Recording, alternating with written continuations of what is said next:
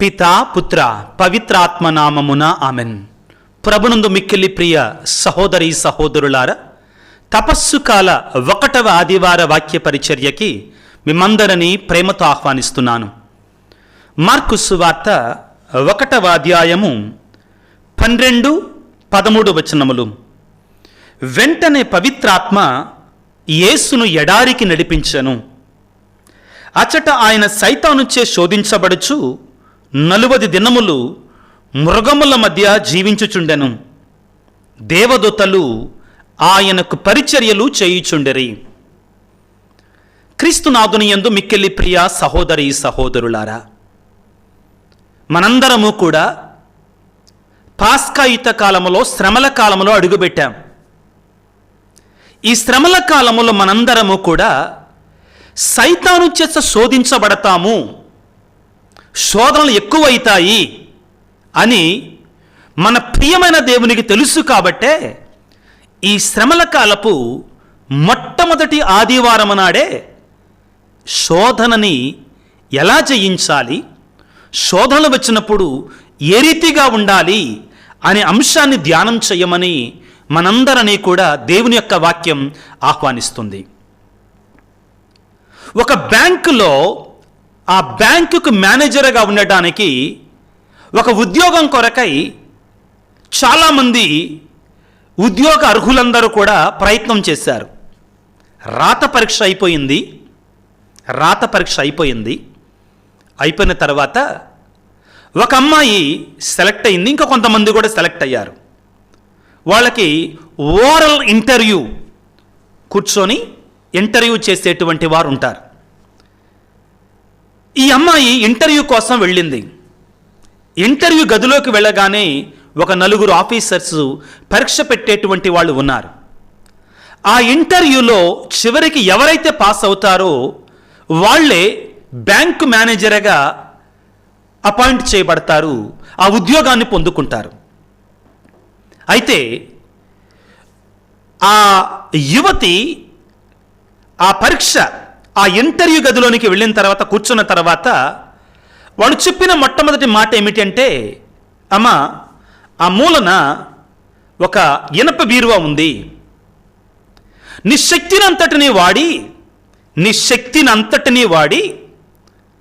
శక్తినంతటినీ ఉపయోగించి ఆ బీరువాని 3 అడుగులు కదిలించమ్మా, కదిలిస్తే చాలు, ఉద్యోగం నీదే అన్నారు. ఆ యువతి మొదట నన్నేదో నేను చదువుకున్న ప్రశ్నలకి జవాబులు అడుగుతాడేమో అని నేనొస్తే ఆ ఇనప బీరువాని కదిలించమంటారేంటి వీళ్ళు 3 అడుగులు, నా వల్లేమైద్ది అని చింతించటం మొదలుపెట్టింది. 1 నిమిషం పాటు తేరుకొని వాళ్ళు చెప్పిన మాటలను జాగ్రత్తగా ధ్యానించింది. ఏమని అంటే, నీకున్న శక్తినంతటినీ వినియోగించి నీవు ఆ బీరువాని 3 అడుగులు కదుపమ్మా అని చెప్పారు. చెప్పిన తర్వాత ఆ యొక్క పరీక్ష పెట్టేటువంటి వాళ్ళు వాడినటువంటి మరొక పదం ఏమిటి అంటే, నీకు ఆల్రెడీ జాబ్ వచ్చింది అనుకో, నువ్వే ఈ బ్యాంక్ మేనేజర్వి, అప్పుడు నీ శక్తి మొత్తాన్ని వాడి నీకు ఆల్రెడీ జాబ్ వచ్చింది అనుకో, నీవే ఈ బ్యాంక్ మేనేజర్ అనుకో ఆల్రెడీ, అప్పుడు నువ్వు ఆ ఇనప బీరువాని 3 అడుగులు అటువైపు నీ శక్తిని అంతటినీ వాడి కదిలించమ్మన్నారు. వెంటనే ఆ అమ్మాయికి ఆలోచన వచ్చింది, నా శక్తిని అంతటినీ అంటే నా ఒక్కదాని శక్తే కాదుగా, ఇక్కడ పనివాళ్ళు ఉన్నారు అని అక్కడ నిలబడి ఉంటే 2 పనివాళ్ళు, వాళ్ళిద్దరిని కూడా పిలిచి ఆ యొక్క ఇనప బీరువాని నెట్టడానికి ప్రయత్నం చేసింది. కొంచెం కదిలింది కానీ అటు ఇటుగా, కానీ అది జరగలేదు. ఊగింది కానీ జరగలేదు ఉన్న స్థానం నుండి. ఏం చేయాలో అర్థం కాలేదు. మరొకసారి వారు చెప్పినట్టు మాటలను జాగ్రత్తగా తలపోసుకుంది. నీ శక్తిని అంతటినీ వాడి అనగానే ఆ యువతి ఆ పరీక్ష పెట్టేటువంటి ఆఫీసర్స్ దగ్గరికి వెళ్ళి, సార్, మీరు నాకు హెల్ప్ చేయగలరా? ఎవరైతే ఆమెకు పరీక్ష పెడుతున్నారో వాళ్ళ దగ్గరకే వెళ్ళి ఈ స్త్రీ, చూడండి పిల్లారా, మీరు నాకు హెల్ప్ చేయండి దయచేసి ఆ బీరువాని కొంచెం కదిలించటానికి అనగానే వాళ్ళు ఆశ్చర్యపోయారు. వాళ్ళు కూడా వచ్చి సుమారుగా ఆ యువతి, 2 పనివాళ్ళు, పరీక్ష పెడుతున్నటువంటి 7 కలిసి ఆ బీరువాని ఎత్తి సులభంగా ఆ ప్రక్కన పెట్టేసేశారు. అప్పుడు ఆ పరీక్ష పెట్టేవాళ్ళు ఆ యువతిని ప్రశ్నించారు, ఏం నేర్చుకున్నావమ్మా నీవు దీని ద్వారా అంటే ఆ యువతి చెప్పటం ప్రారంభించింది, మీరు నాకు ఈ ఎగ్జామినేషన్, ఈ పరీక్ష ఏమిటంటే ఈ పరీక్ష పెట్టగానే నేను భయపడిపోయాను. నేను ఒక యువతిని కదా, నా బలం ఎలాగ సరిపోతుంది అని నేను మిమ్మల్ని నిందించడానికి ప్రయత్నం చేశాను మొదట్లో. కానీ తరువాత మీరు చెప్పినటువంటి మాటలు నేను జాగ్రత్తగా తలపోసుకున్న తర్వాత అప్పుడు అర్థమయ్యింది, నా శక్తి అంతటిని అంటే నేను మాత్రమే నా శక్తి కాదు. నేను ఈ బ్యాంక్ మేనేజర్ అయిన తర్వాత ఈ బ్యాంకులో ఉన్నటువంటి వారంతా నా శక్తే.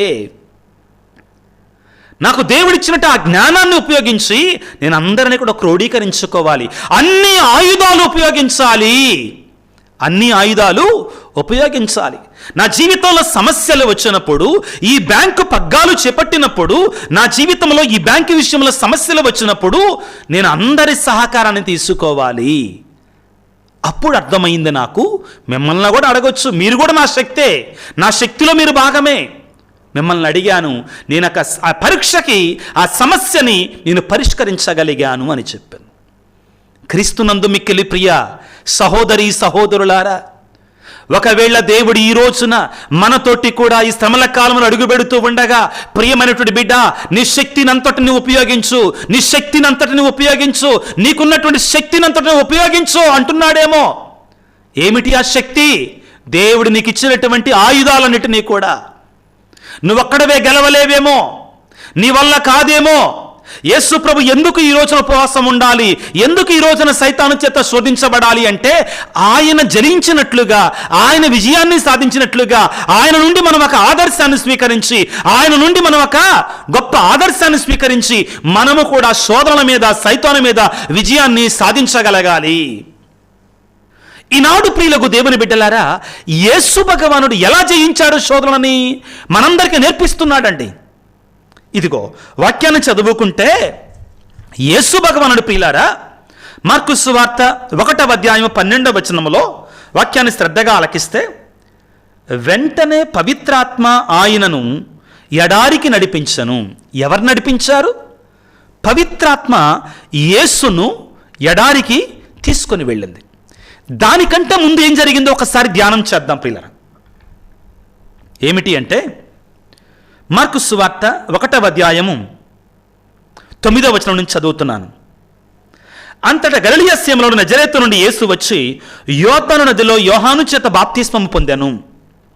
ఆయన నీటి నుండి వెలుపలకు వచ్చిన వెంటనే పరమండలము తెరవబడేటయు, పవిత్రాత్మ పావురు రూపంలో తనపైకి దిగివచ్చుటయు చూచెను. ఎవరు అభిషేకిస్తున్నారు యేసు ప్రభువుని? పరిశుద్ధాత్మ దేవుడు అభిషేకిస్తున్నాడు. ఈరోజు నేను వాక్యాన్ని ధ్యానం చేస్తుండగా నాకు తటస్థించినటువంటి మరొక కొత్త అంశం ఏంటంటే, ఈరోజు వాక్యముల ప్రియులారా, అరే యేసు ప్రభు శోధించబడింది ఆత్మను పొందుకోవటానికి ముందు కాదు. ఆశ్చర్యం ఏంటంటే, బాప్తిస్మం పొందిన తర్వాత, పరిశుద్ధాత్మ చేత నింపబడిన తరువాత శోధించబడుతున్నాడండి. అంటే నేను గురువునయ్యా కాబట్టి, అభిషేకం ఉంది కాబట్టి, లేకపోతే నేను జ్ఞానస్నానం పొందా కాబట్టి, దేవుని బిడ్డనయ్యా కాబట్టి సాతానికి నా మీద అధికారం లేదు. నో, అది చెల్లదండి, అది ఎలదో. యేసు ప్రభు మనకు ఉదాహరణ కదా, మనకు ఉదాహరణకి ఇవ్వడానికే ఈ శోధన గురించి ధ్యానం చేయమంటున్నాడు ఈ రోజున. అర్థమవుతుందండి అందరికీ? ఎస్. కాబట్టి ఆత్మచేత నింపబడి, పరిశుద్ధాత్మ చేత నింపబడ్డాడు ఆయన. అయితే ఇక్కడ మనం చూడాల్సింది ఏంటంటే, యేసు ప్రభు ఒంటరి కాదు, ఇక్కడ పరిశుద్ధాత్మ తనతో ఉన్నాడు. ఇక్కడ ఆయన ప్రియులారా మనకు నేర్పిస్తున్నాడండి. ఆ తరువాత వాక్యాన్ని వింటే మనకు కొంచెం విచిత్రమైన ఆలోచనలు మనకు వస్తాయండి. ఏంటంటే, మార్కు సువార్త 1వ అధ్యాయము 11వ వచనంలో, అప్పుడు పరలోకం నుండి ఒక వాణి, ఇతడు నా ప్రియమైన కుమారుడు, నిన్ను గూర్చి నేను ఆనందించుచున్నాను, ఆనందభరితుడనైతిని. ఇదేం గొడవండి? ఒక్క వాక్యానికి ముందేమో ఇతడు నా ప్రియమైన కుమారుడు, ఇతని గురించి నేను ఆనందిస్తున్నానని తండ్రి దేవుడు చెప్పాడు. నా పరిశుద్ధాత్మ నీకు ఇస్తున్నాను పావుర రూపంలో అతని మీదకి పంపించాడు. ఒక వాక్యం దాటిన తర్వాత సాతానుకు వదిలేస్తాడా దేవుడు? ఇదేం దేవుడు? ఇదేం పరలోక తండ్రి? ఇదేం పరిశుద్ధాత్మ? ప్రియులకు దేవుని బిడ్డలారా, ఇక్కడే మనందరికీ కూడా గొప్ప సందేశం ప్రియులారా, గొప్ప సందేశం ఏంటంటే, ఇతడు నా ప్రియమైన కుమారుడు, ఇతని గురించి నేను ఆనందిస్తున్నాను అని ఎందుకు చెప్పాడు దేవుడు అంటే, ఇతడు ప్రాణం పోయినా కానీ సైతాను మాట వినడో, సైతానుకు లొంగడో, ఇతడు నా కుమారుడో. టెస్ట్ చేసుకోమను, పరీక్షించుకోమని సైతాను కావాలంటే అప్పుడు జరుగుతుంది యుద్ధం ప్రియులారా. నీ గురించి నా గురించి కూడా అదే చేస్తాడు దేవుడు. నీ గురించి నా గురించి కూడా అదే చేస్తాడు పిల్లకు దేవుని బిడ్డలారా. యాకోబు పత్రిక 1వ అధ్యాయము 2వ వచనములో, నా సోదరులారా, మీరు పలు విధములైన పరీక్షను ఎదుర్కొన్నప్పుడు మీరు అదృష్టవంతులుగా భావింపండి. ఇదేంటి? పరీక్షలు ఎదుర్కొన్నప్పుడు, శోధనలు వచ్చినప్పుడు మీరు అదృష్టవంతులని చెప్తున్నాడేంటి అంటే, ఎందుకంటే ఆ పరీక్షలో నువ్వు నెగ్గగలిగితే నువ్వు నిజమైన దేవుని బిడ్డవి అని నిరూపించుకుంటున్నావు. కాబట్టి నువ్వు ప్రారంభంలో ఉపమానంలో చెప్పుకున్నాం కదా, ఆ యువతి ఆ ఉద్యోగం కోసం వెళ్ళినప్పుడు నీ శక్తినంతా వాడమ్మా, కానీ ఈ యొక్క సమస్యకి పరిష్కారం పరీక్ష, టెంప్టేషన్ అంటే ఎగ్జామినేషన్, టెస్ట్ అని అర్థం అండి గ్రీకు భాషలో. టెంప్టేషన్ అంటే మరి ఏం లేదు, పరీక్ష అంతే అర్థం. ఆ అమ్మాయిని, ఆ యువతిని ఆ ఇనప బీరువా జరుపమ్మా అన్నది ఎందుకంటే నీ శక్తినంతా వాడు. మనము కూడా ప్రియులారా, దేవుడు మనకిచ్చిన శక్తినంతటిని వాడి సాతాను మీద విజయం సాధించాలి. ఎందుకంటే మిమ్మల్ని మీరు అదృష్టవంతులుగా భావించాలి అంటే, మీకు శోధనలు వచ్చినప్పుడు మీ విశ్వాసం అట్టి పరీక్షలను ఎదుర్కొనటం వలన మీకు సహనము దొరుకుతుంది. కానీ మీ సహనము విఫలము కాక తుది వరకు మేము తీసుకొని పోయినట్లు మీరు చూసుకోవాలి. We need patience in temptation. Impatient people become impulsive. Impulsive people are easy to commit sin. Impulsive people easily commit sin. Do not become impatient. Do not become impulsive. Do not commit sin. జాగ్రత్తగా ఆలకించండి పిల్లారా. కానీ మీ సహనం, మీ ఓర్పుని విఫలం కానీయమాకండి. తుది వరకు మేము తీసుకొని పోయినట్లు చూసుకోనండి, శోధనకి లొంగమాకండి. అప్పుడు మీకు ఏ కొరతయో లేక పరిపూర్ణమైనటువంటి సమగ్రతను మీరు పొందగలుగుతారు. ప్రియులకు దేవుని బిడ్డలారా, ఎందుకు దేవుడు తన కుమారునే శోధనలకు అప్పగించాడు అంటే మరొక గొప్ప వాక్యాన్ని మీ ముందుంచుతాను పిల్లారా. యాకోబు పత్రిక 1వ అధ్యాయము 12వ వచనము, శోధనకు గురి అయి విశ్వాసము కోల్పోను నరుడు ధన్యుడు.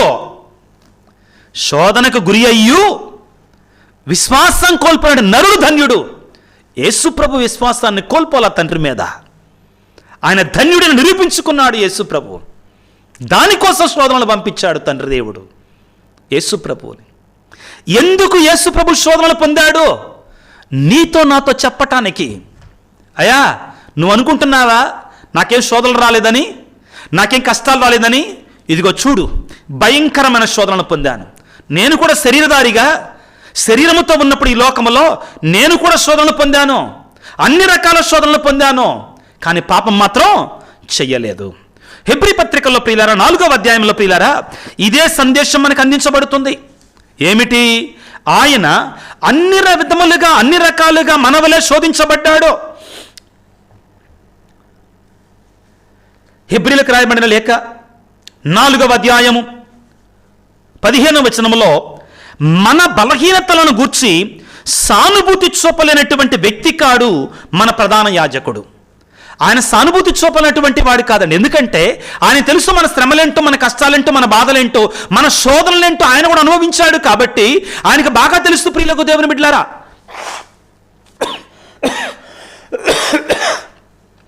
ఆయనకు బాగా తెలుసు మన శోధనలు ఏంటో.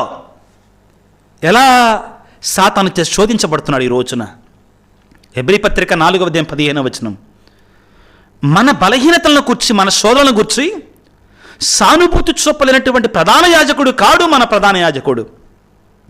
అంతేకాక మన వలె అన్ని విధములుగా శోధించబడి పాపము చేయని వ్యక్తి మన ప్రధాన యాజకుడు. పాపం చేయలా. కాబట్టి ప్రియులారా, శోధించబడటం పాపం కాదు. రోడ్డు మీద వెళుతున్నాం, ప్రాక్టికల్ థింగ్స్ చెప్తున్నాను.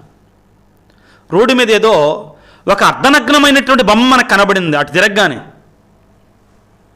ఏదో సినిమా వాల్ పోస్టర్ కనబడింది మనకి. చూసాం, కళ్ళటు పడ్డాయి. ఆహా, బాగుంది కదా అని ఊహల్లోకి వెళ్ళిపోయి మనసులో పరిపరి విధాలుగా ఇంకా వేరే చెడు ఆలోచనలన్నీ చేయటం పాపం అయిపోతుంది. మనసులో కూడా పాపం అండది. పరస్త్రీని కామేచ్ఛతో పరికించునా పాపమైన ప్రభు పలుకుతాడు కదా, దాని గురించి మాట్లాడు. దానికి బదులుగా అది చూసిన తర్వాత అయ్యో ఇది నాకు శోధన అని ముఖం తిప్పుకొని వెళ్ళిపోయాను. పాపం కాదది, ఇంకా పాపం కాదది. శోధనకి పాపానికి మధ్యలో సమయం ఉంటుంది. కొన్నిసార్లు 4-5 సెకండ్లే ఉంటుంది, 10 సెకండ్లే ఉంటుంది, 1 నిమిషమే ఉంటుంది. కొన్నిసార్లు గంటలు ఉంటుంది. ఆ సమయాన్ని మనం జాగ్రత్తగా వాడుకోవాలి. దేవుని స్వరం మనలో ఉండాలి ప్రియులారా. దేవుని యొక్క ఆత్మ మనలో ఉండాలి. సాతాను మీద మనం విజయం పొందాలంటే ప్రియులారా. కాబట్టి ఏమంటున్నాడు, యేసు ప్రభు మన వలె అన్ని విధములుగా శోధించబడి పాపము చేయని వ్యక్తి మన ప్రధాన యాజకుడు. ఎలా సాధ్యమైంది ఇదంతా కూడా ఆయనకి? ఏ విధంగా చేయగలిగాడు యేసయ్య ఇదంతా కూడా అంటే పరిశుద్ధాత్మతో ఉన్నాడు. ఆయన పరిశుద్ధాత్మతో నింపబడ్డాడు. ఒకవైపున పరలోకపు తండ్రి ఇతడు నా ప్రియమైన కుమారుడు అని పలికితే పరిశుద్ధాత్మ అభిషేకాన్ని అతను పొందుకున్నాడు. నీవు నేను కూడా ప్రియ దేవుని బిడ్డలారా, ఈ శ్రమల కాలంలో నా అంతట నేను సైతాను మీద విజయాన్ని సాధిస్తాను, నా అంతట నేను సాధిస్తాను, గెలుస్తాను అనుకుంటే పొరపాటు కూలిపోతాం, కమిలిపోతాం, కాలిపోతాం. ప్రియులారా, దేవుని యొక్క శక్తి కొరకే మనందరము కూడా ప్రార్థన చేయాలి, వేడుకోవాలి. ప్రియులకు దేవుని బిడ్డలారా, దేవుడు అంటండి తనను ప్రేమించే వారికట ఈ వరాన్ని ఇస్తాడట. ఏ వరాన్ని? సైతాను మీద విజయాన్ని సాధించే వరాన్ని దేవుడు ఇస్తాడు, శక్తిని. హెబ్రీ పత్రికలో 1:12 శోధనకు గురి అయి విశ్వాసము కోల్పోని నరుడు ధన్యుడు. శోధన వచ్చినా కానీ విశ్వాసం కోల్పోకుండా ఉన్నట్టు మనిషి ధన్యుడు. ఎలైనా పరీక్ష యందు అతడు ఉత్తీర్ణుడగుటచ్చే అతనికి జీవకిరీటం ప్రసాదించబడుతుంది. తనను ప్రేమించు వారికి దేవుడు అట్టి బహుమానమనిస్తాడు. సైతాను శోధన మీద మనం జయించాలంటే ఏం చేయాలి అంటే దేవుని ప్రేమించటం నేర్చుకోవాలి. ఇతడు నా ప్రియమైన కుమారుడు, ఇతని గురించి నేను ఆనందిస్తున్నాను. ఈనాటి సువిశేషానికి ఒక మాట ముందు ఎందుకు చెప్పగలిగాడు యేసు ప్రభు? ఇతని గురించి నేను ఆనందిస్తున్నాను. ప్రభువు తెలుసు, పరలోక తండ్రికి తెలుసు సాతానుకు లొంగడు, నన్ను ప్రేమిస్తున్నాడు కాబట్టి లొంగడని. నీవు నేను కూడా ఆ తండ్రిని, పరలోక తండ్రిని ప్రేమించగలిగితే ఆయన ఇస్తాడు ఆ శక్తిని పిల్లారా మనందరికీ కూడా. ఆయన ఇస్తాడు ఆ వరాన్ని మనకి ప్రియులకు దేవుని బిడ్డలారా. ఇక్కడ మనం గుర్తుంచుకోవాల్సింది ఏంటంటే సాతాను చేత ఎడారికి నడిపించబడెను. యేసు ప్రభు సాతాను క్షమించండి, దేవుని యొక్క ఆత్మ నడిపించిందండి. మార్కు సువార్త 1:12 ఏమని చెప్తుందంటే, ఆయన బాప్తిస్మం పొందిన తర్వాత వెంటనే పవిత్రాత్మ ఆయనని ఎడారికి నడిపించను. ఎవరు నడిపిస్తున్నారు? పవిత్రాత్మ నడిపిస్తుంది. కాబట్టి ఇది దేవుని ప్రణాళిక. ఈ రక్షణ ప్రణాళికలో ఇది కూడా భాగం. దేవుడు నడిపిస్తున్నాడు యేసు ప్రభువుని శోధించబడటానికి. ఆ అవకాశం ఇస్తున్నాడండి. ఎందుకని? ఈ రక్షణ ప్రణాళికలు ఇది ఒక భాగం ప్రియులారా. రక్షణ ప్రణాళిక ఇది ఒక భాగం. మనకు నేర్పించటం కొరకే, తన బిడ్డలమైన మనకి ఒక ఆదర్శాన్ని ఇవ్వడం కొరకై ఈ విధంగా చేపిస్తున్నాడు ప్రియులకు దేవుని బిడ్డలారా. కాబట్టి ప్రియులకు దేవుని బిడ్డలారా, ఈ శ్రమల కాలంలో, ఈ తపస్సు కాలంలో మనము ఏ విధంగా సాతాను మీద విజయాన్ని పొందగలము అంటే ఎఫెసీ పత్రిక 6వ ఎఫెసీలకు రాసినటువంటి లేఖలో 6వ పౌలు గారు అంటున్నట్లారా, జాగ్రత్తగా విందాం. ఏమంటున్నాడు? 6వ 10వ ప్రభువుతో ఏకమై ఆయన మహాశక్తి ద్వారా మీ బలమును అభివృద్ధి చేసుకోనండి. మీ అంతటా మీరుగా గెలవలేరు. ప్రారంభంలో చెప్పినట్టు ఆ సన్నివేశాన్ని మర్చిపోమాకండి. నీ శక్తినంతా వాడి ఆ బీరువాని 3 అడుగులు అతను అవతలకు జరుపమ్మా, కొద్ది కదిలిచ్చమ్మా, ఉద్యోగం నీదే. ఈరోజు ప్రభు అంటున్నాడు, సాతాను మీద పోరాడేటప్పుడు పరీక్షల్లో గెలవాలంటే, ఆత్మీయ శోధనలో పరీక్షలలో గెలవాలి అంటే నీ శక్తినంతా వాడు. ఎలాగా? దేవునితో ఏకమై ఆయన మహాశక్తి ద్వారా మీ బలాన్ని అభివృద్ధి చేసుకోనండి. ఎలాగట? ప్రియులకు దేవుని బిడ్డలారా, 14వ వచనం నుంచి చాలా స్పష్టంగా చెప్తాడు పిల్లారా. ముఖ్యంగా 17, 18 వచనాలు ఈరోజు మనం తప్పనిసరిగా చదువుకోవాలి. ఎఫెసీ పత్రిక 6వ అధ్యాయం 17, 18 వచనాలు. 17వ వచనంలో దేవుని వాక్కు అనేటువంటి ఆత్మవశకు ఖడ్గమును పోచేబోనండి. సాతాను మీద మనం విజయం సాధించాలంటే, సాతాను శోధన మీద మనం విజయం సాధించాలంటే ఏం చేయాలి? దేవుని వాక్కు అనే ఆత్మవశగే ఖడ్గాన్ని మనం ధరించి ఉండాలి బిడ్డలారా. దేవుని వాక్కు మన ఆయుధం కావాలి. యేసు ప్రభు లూకాసు వార్త 4వ అధ్యాయంలో మనం చూస్తాం పిల్లారా. ఏం జరుగుతుంది అక్కడ? సాతానుడు దేవుని యొక్క వాక్యాన్ని ఉటంకిస్తూ, రాళ్ళను రొట్టెలుగా మార్చుకో, ఆకలితో ఉన్నావు కదా, దేవుడు తన బిడ్డలను ఆకలితో ఉండటానికి ఇష్టపడ్డా కదా. సైతానుడండి మనకు సహజంగా ఉన్న కోరికలనే తన పాపాన్ని చేసుకోవడానికి మార్చుకుంటాడు. జాగ్రత్తగా ఉండండి. మన సహజమైన కోరికలను, అవసరాలనే పాపంలోనికి నెట్టడానికి వాడుకుంటాడు. ఆకలి, ఉపవాసం ఉన్నాడు యేసయ్య, ఈ రాళ్ళను రొట్టెలుగా మార్చుకుని, దేవుడి కుమారుడి కదా, నీకు శక్తి లేదా? ఉంది కదా, ఏమైంది మార్చుకుని, నీ ఆకలితో ఉన్నావు, తండ్రి అర్థం చేసుకుంటాడులే. శోధన. ప్రభు ఏమన్నాడు తెలుసా? మనుష్యుడు కేవలము రొట్టె వలన మాత్రమే జీవింపడని రాయబడి ఉన్నది కదా, దేవుడు వచించు ప్రతి మాట వలన జీవిస్తాడు. సైతాను మీద విజయాన్ని సాధించటానికి ఒక వరం ఏంటంటే, ఒక ఆయుధం ఏంటంటే వాక్కు అనే ఖడ్గం మనకు ఉండాలి తోడుగా. యేసయ్య వాక్కు అనే ఖడ్గముతోటే విజయాన్ని సాధించాడు. ఇక రెండవది ఏమిటంటే ప్రియులారా, 18వ వచనము, ఎఫెసీ పత్రిక 6వ అధ్యాయం 18వ వచనము. దీనికి అంతకును దైవ సహాయం కొరకు ప్రార్థింపుడు. ఎలా ప్రార్థించాలి మనం? ఆత్మ ప్రేరణ అనుసరించి అన్ని సమయములందు ప్రార్థించండి. కనుకనే పట్టుదలతో మెలకువగా ఉండి దైవ ప్రజలందరి కొరకే సదా ప్రార్థించండి. 3 సార్లు వాడాడండి. వాటిలో ముఖ్యమైన మాట ఏంటంటే ఆత్మలో ప్రార్థన చేయండి. వాక్కు అనే ఖడ్గం కూడా ఎలా? ఆత్మవశగే వాక్కు అనే ఖడ్గం ప్రియులారా. ఆత్మవశగే వాక్కు అనే ఖడ్గం. ఏ వాక్యం అంటే ఆ వాక్యం కాదండి. సాతానుకు మనకంటే ఎక్కువ వాక్యం తెలుసండోయ్. అవునవును, సాతానుకి ఎంత ధైర్యం అండి ఆ సాతానుడికి. ఎవరి దగ్గరకు వచ్చింది? అసలు దేవుని కుమారుడు యేసు ప్రభు దగ్గరికి వచ్చే బైబిల్లో ఉన్న వాక్యాలు చెప్పి, బైబిల్ అట్టుందిగా నువ్వు రాళ్ళను రొట్టెలుగా మార్చుకుని నన్ను ఆరాధించని చెప్తుందండి. ఎంత ధైర్యం! యేసు ప్రభు దగ్గరకే వాక్యం తీసుకొని వెళ్ళిందంటే మన దగ్గరికి ఇంకెంత కన్వీనియంట్గా, మనకు అనుకూలంగా శోధనలు ఇస్తుందో చూడండి. జాగ్రత్తగా పడండి పిల్లారా, చాలా జాగ్రత్తగా ఉండాలి. అవును ప్రియులకు దేవుని బిడ్డలారా, చాలా జాగ్రత్తగా ఉండాలి. కన్వీనియంట్గా మార్చడానికి ప్రయత్నం చేయండి. మరి ఎలా జయించేది? నీవెంతవరకు వాక్యములో బలపడుతున్నావు? కొన్నిసార్లు బోధకుల ద్వారానే సాతానుడు శోధిస్తాడు.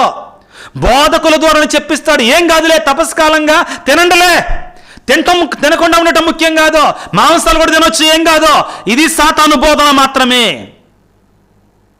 ఎవరైనా బాధపడితే బాధపడొచ్చు గాక. దేవుడే స్వయంగా ఉపవాసం ఉండి, దేవుడే స్వయంగా, యేసుప్రభువే స్వయంగా మీరు ఉపవాసం ఉండాలి, పెండ్లి కుమారుడు వెళ్ళేటువంటి రోజు వస్తుంది, అప్పుడు అందరూ నా శిష్యులు కూడా ఉపవాసం ఉంటారని మత్తయి శుభవార్తలో స్పష్టంగా చెప్పితే, యోహాను శిష్యులు వచ్చి, అయ్యా మేము ఉపవాసం ఉంటున్నా, నీ శిష్యులు ఉపవాసం ఉండట్లేదంటే, మనుష్య కుమారుడు వారి నుండి తీసివేయబడే రోజులు వచ్చును, అప్పుడు వారు ఖచ్చితంగా ఉపవాసం ఉంటారని చెప్పాడు కదా. మరి కొత్త బోధనలు ఎందుకు కొత్తనే ఉపవాసం ఉండాల్సిన అవసరం లేదని? అయితే ఉపవాసం నోటి ఉపవాసం మాత్రమే కాదు, కంటి ఉపవాసం చేయాలి, శరీర ఉపవాసం చేయాలి, చెవులు ఉపవాసం చేయాలి, అన్ని ఉపవాసాలు చేయాలి. ఇది మాట్లాడుతున్నాడు పాపు ఫ్రాన్సిస్ గారు. దేని గురించి మాట్లాడుతున్నారు ఫ్రాన్సిస్ పాపు గారు? వాటిని తీసుకొని దానికి చెలవల పలవలద్ది వాళ్ళు ఇష్టం వచ్చినట్టుగా బోధించడానికి ప్రయత్నం చేస్తున్నారు. ఇది చెల్లదు ప్రియులారా. కాబట్టి ఆత్మవశగే వాక్కు అనే ఖడ్గం మనకి ఆయుధంగా ఉండాలి సైతాను మీద విజయం పొందాలంటే. రెండవది, ఆత్మ ప్రేరణ అనుసరించి ప్రార్థన చేయాలి మనం. ఇవి రెండు యేసుప్రభు చేసింది ఇదే. ఆత్మను తన దగ్గర ఉంచుకున్నాడు, ఆత్మచేత అభిషేకించబడ్డాడు, ఆత్మ సంపన్నుడయ్యాడు. తండ్రి దేవుడు మరొక పక్కన ఉన్నాడు, నా ప్రియమైన కుమారుని ధైర్యం చెప్పాడు. చివరిగా ప్రియులారా, వాక్కు అనే ఖడ్గముతోటి ఎదిరించి విజయాన్ని సాధించాడు. అటువంటి విజయాన్ని, అటువంటి శక్తిని నీకు నాకు ప్రసాదించమని ఆ దేవాతి దేవుని వేడుకుందాం పిల్లారా. ఈనాడు ఒకవేళ నీవు శోధనలకు లోనైపోతున్నావా? సైతాను టక్కరి జిత్తులకు నువ్వు బానిసవైపోతున్నావా? వాక్యం చెప్పినట్లుగా ఎఫెసీ పత్రిక 6వ అధ్యాయం 11వ వచనంలో సైతాను టక్కరి జిత్తులను ఎదుర్కొనుటకై దేవుడు ప్రసాదించు సర్వాంగ కవచమును ధరించుమో. శోధిస్తూ ఉంటాడు. పేతురుగా రాసినట్టు మొదటి లేఖ 5వ అధ్యాయంలో ప్రియులారా, సాతానుడు గర్జించి సింహములాగా పొదల మాటను నక్కి ఎవరినైనా కబళింప చూస్తానికి సిద్ధంగా ఉన్నాడో. జాగ్రత్తగా ఉందాం ప్రియులారా. అవసరం జాగ్రత్త పడటం. శ్రమల కాలంలో దేవుని యొక్క గొప్ప దీవెనలు, అద్భుత శక్తిని మనం పొందుకోవాలంటే ప్రయత్నం చేస్తూనే ఉండాలి. దేవుని యొక్క ఈ యొక్క వాక్యాన్ని, పరిశుద్ధాత్మని, ప్రార్థనని, పరిశుద్ధాత్మని మనకు తోడుగా ఉంచుకోవాలి పిల్లారా. అవి మనకు తోడుగా ఉండగా ఈ సాతాను పిచ్చి పిచ్చి వేషాలన్నీ కూడా, డాంబికాలన్నీ కూడా మనల్ని ఏమీ చేయలేవు, శోధనని మనం ఏం చేయలేవు. కానీ అందరినీ శోధిస్తుంది సాతానుడు. శోధన పాపం కాదు, దాన్ని మనం పాపం వరకు తీసుకొని వెళితే, దానిలో మనం పడిపోతే అప్పుడు పాపంగా మారిపోతుంది. శోధన వస్తుందన్నప్పుడే జాగ్రత్త పడి పరిశుద్ధాత్మదేవ నాకు శక్తినివ్వయ్యా అని వేడుకుంటే మనల్ని అభిషేకిస్తాడు దేవుడు. తలలు ఉంచి ప్రార్థన చేసుకుందాం బిడ్డలారా. సర్వశక్తిమంతుడా, సర్వోన్నతుడా, ప్రేమగల తండ్రి, మీకు స్తోత్రాలు, వందనాలు తండ్రి. శోధనను గురించి, పాపాన్ని గురించి, శోధనలో జయించినప్పుడు నువ్వు మాకు ఇచ్చేటువంటి శక్తిని గురించి ప్రభువా మీరు మాకు నేర్పించి ఉన్నారు. మీకు స్తోత్రాలు, వందనాలు తండ్రి. ఈ తపో కాలంలో, ఈ ఉపవాస దినాలలో, ఈ పాస్కాయిత కాలంలో శోధనకు లొంగకుండా నీ శక్తిని మాకు దయచేయి తండ్రి. నీ ఆత్మను మాకు దయచేయి తండ్రి. నీ అభిషేకాన్ని మాకు దయచేయండి తండ్రి. నీ వాక్కు అనే ఖడ్గాన్ని మా నోటిలో ఉంచండి, మా హృదయంలో ఉంచండి. ప్రార్థన ద్వారా, ప్రార్థనా శక్తి ద్వారా ప్రభువా సైతానును జయించటానికి, సాతానుపై విజయాన్ని సాధించటానికి మాకు అనుగ్రహాన్ని, ఆశీర్వాదాన్ని దయచేయండి తండ్రి. ఈనాడు శ్రమల కాలంలో ప్రభువా దీక్ష చేబూరిన బిడ్డలందరినీ, ఈ శ్రమల కాలంలో ఉన్న ప్రతి కత్తోలిక క్రైస్తవ బిడ్డలందరినీ కూడా మీరు దీవించండి తండ్రి. ప్రభువా వారు చేపట్టినటువంటి 40 దినాలు ప్రభువా వారికి ఫలభరితంగాను, ఆశీర్వాదకరంగాను, దీవెనకరంగాను ఉండేలాగున, వారి హృదయాలు ప్రజ్వరులాగునాను, వారి శరీరాన్ని కొల్లబరుచుకుంటుండగా, వారి యొక్క శరీరాన్ని ఉపవాసం ఉండి ప్రభువా కష్టపడుతుండగా ఆత్మ వెలిగేటట్లుగా దీవించండి నాయన. సాతాను శోధనను మమ్మ కాపాడండి నాయన. నీ శక్తిని మాకు దయచేయండి, నీ వరాన్ని మాకు ఇవ్వండి నాయన. ప్రత్యేకంగా ప్రభువా పాపములో శోధనలు పడిపోతున్న బిడ్డల కొరకే ప్రార్థిస్తున్నాము తండ్రి. నీ శక్తిని దయచేయండి ప్రభువా. ముఖ్యంగా ప్రభువా ప్రత్యేకమైన రీతిలో ప్రభువా కుటుంబాలలో సఖ్యత లేనటువంటి వారికి సఖ్యతనివ్వండి తండ్రి. మా కోసం ప్రార్థించండి స్వామిని ఎంతోమంది బిడ్డలు అడుగుతున్నారు. వారందరిని దీవించండి ప్రభా, లేవనెత్తండి నాయన, బలపరచండి నాయన, దృఢపరచండి తండ్రి. ఇదిగో ప్రభువా ఎవరైతే ఈ వీడియో క్రింద మెసేజ్లు ఉంచుతున్నారు వారందరిని దీవించమని, ఆశీర్వదించమని మా ప్రభు అయిన క్రీస్తు ద్వారా వేడుకొనుచున్నాము తండ్రి. ఆమెన్. ప్రభు మీతో ఉందరుగాక, మీ ఆత్మతో ఉందరుగాక. సర్వశక్తి గల సర్వేశ్వరుడు పిత, పుత్ర, పవిత్రాత్మ మిమ్మందరిని చల్లగా దీవించి ఆశీర్వదించి కాపాడుదురుగాక. God bless you. దేవుడు మిమ్ము దీవించుగాక. ఆమెన్.